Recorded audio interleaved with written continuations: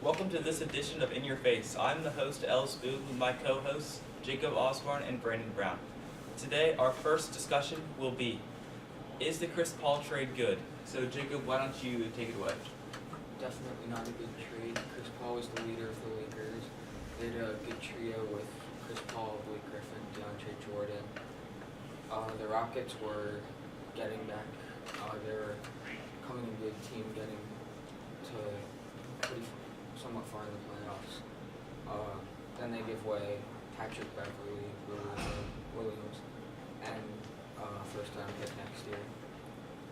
Yeah, so Brandon, do you feel the same way, or would you like to challenge that? I disagree. I think that this is a good trade for both teams. I think that the Clippers are gaining two very good players, Patrick Beverly and Lou Williams. Lou Williams is one of the best six men, and Patrick Beverly is a great defensive man. I think that that'll benefit the Clippers because they already have Blake Griffin if he stays and DeAndre Jordan as well. I think that this will benefit the Rockets because they already have James Harden. I think James Harden will probably mesh well with Chris Paul if he can stay healthy. I think there are positives and negatives for both teams. I think the positives for the Clippers are they're improving their bench a lot. They're getting Patrick Beverly and Lou Williams, but as a negative, they're losing their starting point guard, Chris Paul. And I think as people saw last season, when Chris Paul was hurt, they really did not play well. Their offense couldn't function. So I think they're going to have to find another star point guard to come in there and restart their offense. And then positives for the Rockets, they're getting a new starting point guard that will take some of the pressure off James Harden, so he won't have to do as much. He won't be the primary ball handler. And then also the negatives for the Rockets, they're losing their best bench player, so their bench will be really weak next year. So that could be a struggle for them. So let's move on to our next topic. Is Kevin Love a good fit in the Cavs? So Brandon, why don't you state your plan?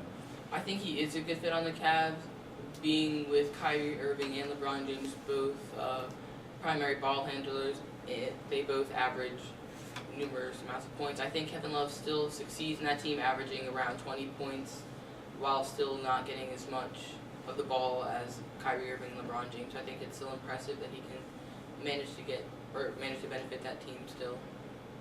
So, I think it's good. So Jacob, how do you feel about that? Not a good fit. 19.9 points per game last season. Not nearly as well as when he was in Minnesota.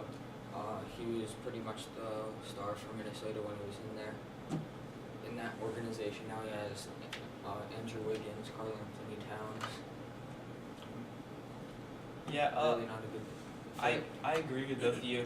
I think Kevin Love does most of his scoring just because he's the third best player on that team, and everyone's focusing on LeBron and Kyrie, so he gets open because of them and is able to knock down shots.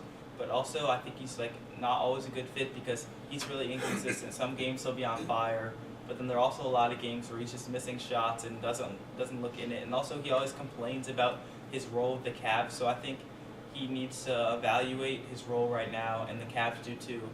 And I think he should leave as soon as he can. So let's move into our final topic of debate. Which school is better for athletics, West Virginia or Virginia? So Jacob, why don't you start with the West Virginia debate? Definitely West Virginia. Football, Virginia is not a good team at all. They do not contend in the ACC. West Virginia, on the other hand, they only finished third in the Big 12 last year, but they did go 10-2, which is very good for them. Now they have a good starting quarterback, a transfer from Florida, Will Greer. A lot of returning players.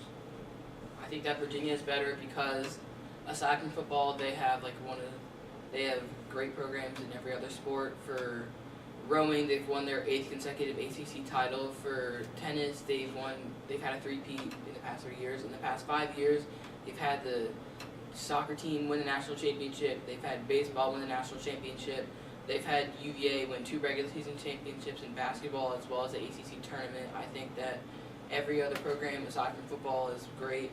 And the football aspect of things, Bronco Mendenhall is a proven coach. I think that after this year, we'll see whether the football team is still a laughing stock, or I think they'll be very, very decent. But for basketball, they are very good. But last season,